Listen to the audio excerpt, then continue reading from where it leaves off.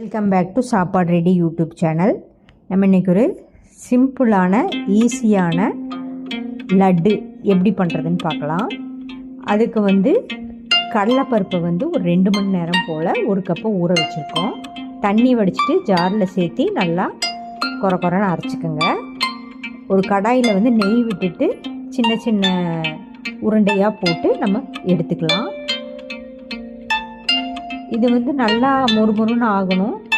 நல்லா தனியாக எடுத்து வச்சுக்கோங்க. எண்ணெயெல்லாம் வடிச்சிட்டு வேறு ஒரு கடாயில் 1 கப்பு வெல்லம், 1 கப்பு சர்க்கரை போட்டு சர்க்கரை மூழ்கிற அளவுக்கு தண்ணி விட்டுக்கோங்க.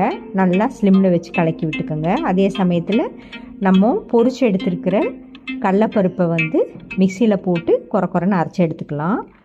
இதை தனியாக எடுத்து வச்சுக்கோங்க. பதம் எப்படி வருதுன்னு பார்த்தீங்கன்னா, ஒரு 10 நிமிஷம் கழிச்சோன்னா ஒரு தட்டை தண்ணியில் இதை எடுத்து ஊற்றி பார்த்தீங்கன்னா நல்லா ரோல் மாதிரி வரும். அதுதான் பதம். அப்போ அந்த சமயத்தில் நம்ம பொடி பண்ணி வச்சுருக்கிற கடலைப்பருப்பு போட்டு கிளறிக்கோங்க. நம்ம ஈஸியாக பண்ணிடலாம்.